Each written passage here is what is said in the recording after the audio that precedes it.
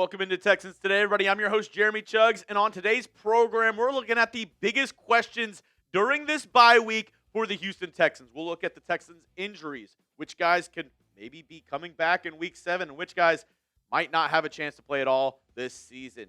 Will the Texans make a move during the bye week? The NFL trade deadline is steadily approaching. Will Nick Caserio make another move this season? And then, are the Texans ready for prime time? They enter the bye week 2-3.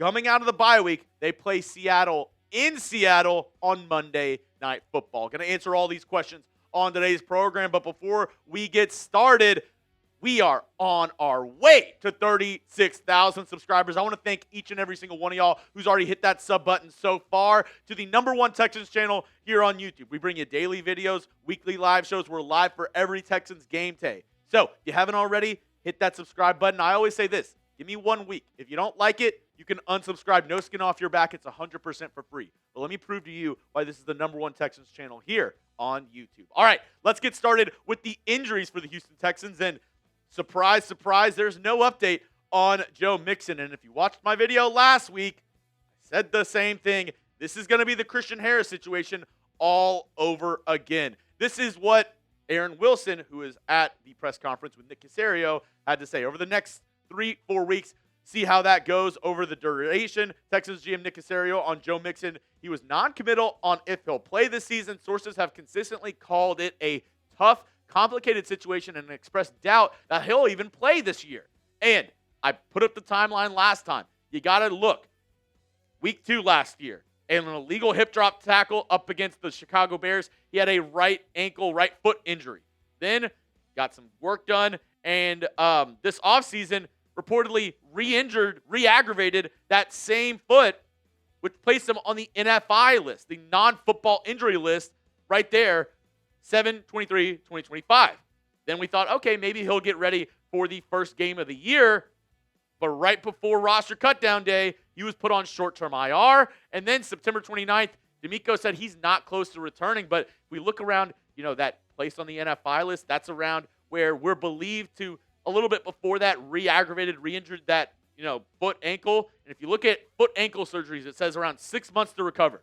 That puts his recovery time back to December, around week 13, week 14, the exact same thing that happened with Christian Harris last year. So I expect Mixon to be back this year, but I'd probably expect him sometime in December. I don't think they would sit him out the entire year, because if that was the case, they'd just put him on IR, season-ending injury. All right, let's look at some other injuries, though, that guys who possibly could return in Week 7. Cade Stover, he was put on short-term IR. He is eligible to return. He had a hairline fracture in his foot in that Week 1 loss to the LA Rams. And, he's somebody who I think this Texans team had a lot of hope for, with Stover and Brevin Jordan heading into the year. Both guys obviously injured before the years even really got going.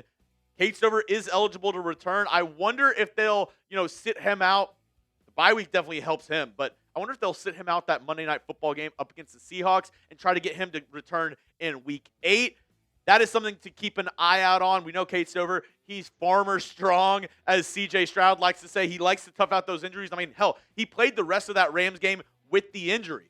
But D'Amico Ryans, this Texans front office, this staff, they like to play it more on the cautious side, a la the Joe Mixon injury. And I would see them saying, hey, what's one more week without Cade Stover? Let's have him return as close to 100% as he possibly can be, and maybe return in Week 8 up against the San Francisco 49ers. Somebody who I think is likely to play in Week 7, returning from injury, is Denico Autry. He missed the first 4 weeks, was out last week, practiced a little bit throughout the week, but obviously the Texans going up against the Ravens, they thought, we probably don't need Denico Autry going up against this battered Ravens team, so they decided to sit him out an extra week. I expect Denico Autry to add to this defensive line and help out as a defensive tackle, defensive end, and we'll see who kind of gets pushed out in that defensive line unit with Autry returning likely in Week 7. Another guy likely to return in Week 7, rookie Jaylen Reed, the 6th-round pick out of Penn State. He was impressing a lot of people this offseason during training camp, during the preseason, during rookie minicamp. He impressed a lot of the Texans' defensive coaching staff, and then obviously got that injury that sidelined him the first 4 weeks of the season. Kind of the same song and dance with Denico Autry, though. I think the Texans, if they needed to play him, if it was a must-win game, they would have gone ahead and said, Jaylen Reed, hop on the plane. We're sending you to Baltimore with the rest of the squad. But with the fact that the Ravens were so injured, they probably were like, let's play on the safe side with Reed and have him return in Week 7. Another guy that should be able to be available in Week 7, even though he's not a starter for this team, is Trent Brown. He was practicing leading up to that Ravens game, and then the Texans just decided not to send him on that trip to Baltimore. Backup tackle for this squad. Now, you have Blake Fisher as the swing tackle, so I don't know what the plan is for Trent Brown, but I think he should be available if needed going into Week 7 as the Texans get on that plane, primetime, up against Seattle. And then another guy who I don't know when he'll be able to come back because he had a weird offseason, right? He was injured. He also had the court cases. I mean, there was a lot of stuff around Jimmie Ward this offseason, but more reinforcements could be coming with Ward as obviously the release of C.J. Gardner-Johnson leaves a little bit of a void in that safety room, even though M.J. Stewart played really well up against the Baltimore Ravens. Look for Jimmie Ward going into Week 7. Let's see if he practices going into that Week 7 matchup up against the Seahawks. Now, I want to hear from you folks at home. Which injured player will make the biggest impact returning if they return? Let me know down in the comments section who you think it is. I'll give you my answer after this YouTube ad break. Scroll down and let me know which injured player do you think will make the biggest impact. I'm going to go with Cade Stover. The tight end, and I think a big part of why the Texans offense struggled the first couple weeks is I think they actually planned on the tight ends being a major part in this Nick Caley offense. I think Cade Stover, Brevin Jordan, Dalton Schultz, they were really going to rely on those three guys to hold it down and be kind of safety blankets for C.J. Stroud. And then all of a sudden, you were without two of those guys. Brevin Jordan, season-ending injury during the preseason training camp period, and then Cade Stover injured Week 1. I think Stover returning is going to be a big plus for this Texans offense. Dalton Schultz had a great game against Baltimore, and if you can have him and Cade Stover as your tight end 1 and tight end 2, I think this Texans offense is going to get even better as the year moves on. All right, next up, biggest questions during the bye week. Will the Texans make a move? A couple interesting kind of tidbits that I got to break down with that because I think it's very possible that the Texans could decide to make a move before the NFL trade deadline. As Aaron Wilson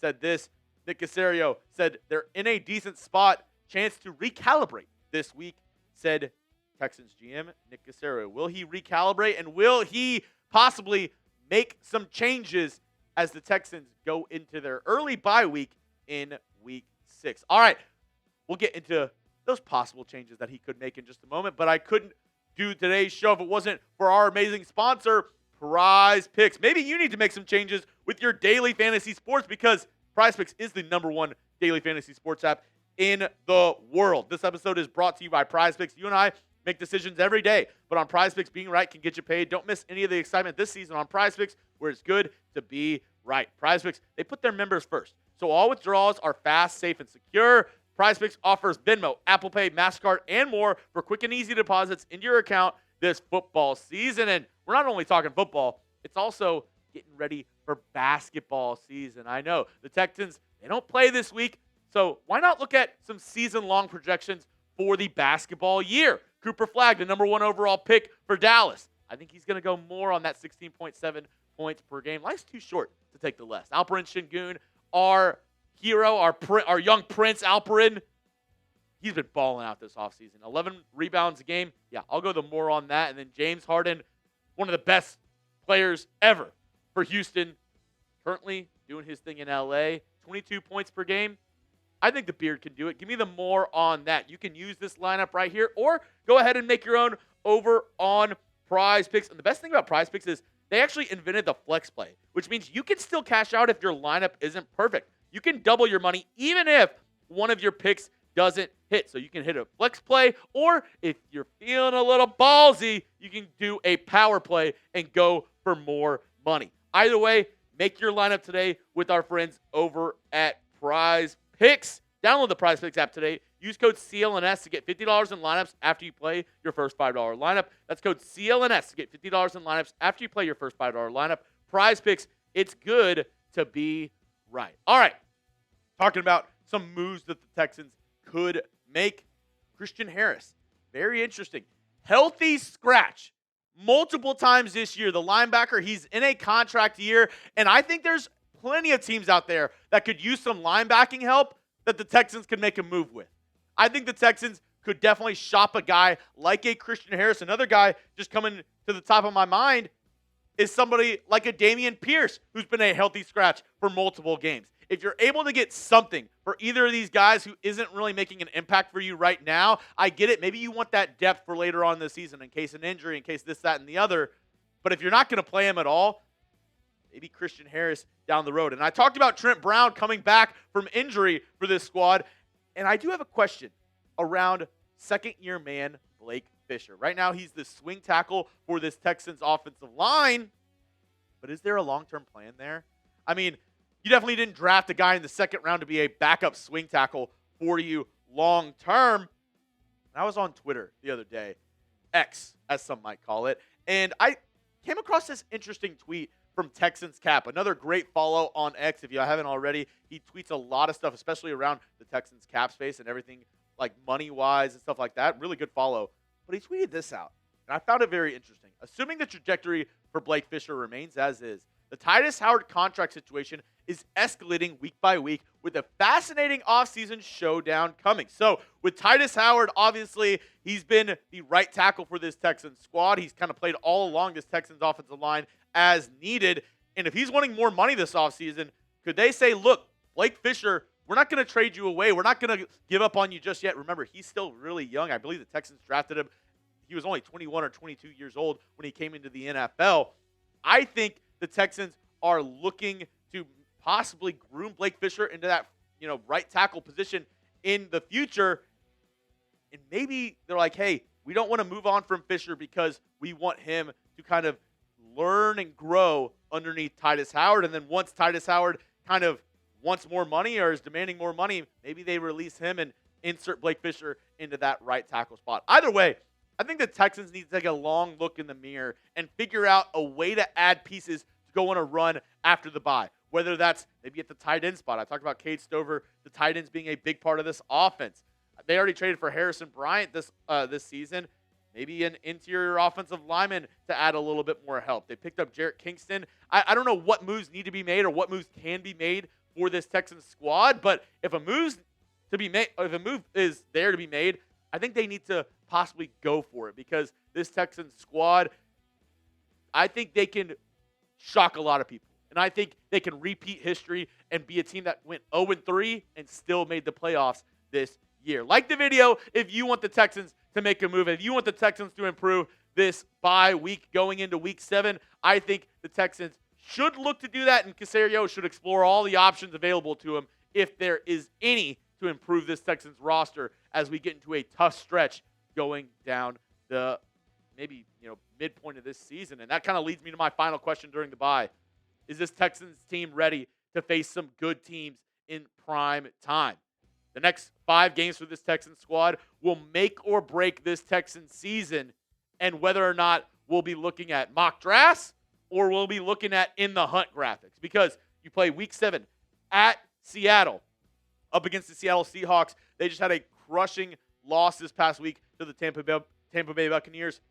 We can relate, Seattle. That's going to be a big game. Then you play another NFC West opponent in the San Francisco 49ers at home. And you actually have a big stretch right here. These 3 games, 3 home games in a row. You play against the 49ers, against the Broncos, and against the Jags. 3 straight home games for this Texans squad. If you can win 4 out of the next 5 games, massive. Massive for this Texans squad. That puts you right back into it. That puts you at 6-4 with a chance to kind of control your own destiny. The Colts and Jags right now both sit at 4-1. You're at 2-3. You got to string along some wins against some good teams. These 3 teams right here, all good this year. All good going into this week 6 where the Texans are out of bye, all these teams right now, I believe, have a winning record. So the Texans need to buckle up, and they need to go on a run here in these next 5 games. That's all I have for you on today's show, folks. If you want, you can hit me up on X at Jeremy Chugs. My DMs are always open. I'm always down to talk some shop. And if you made it to the end of today's video, make sure you hit that subscribe button for daily Texans content all year long.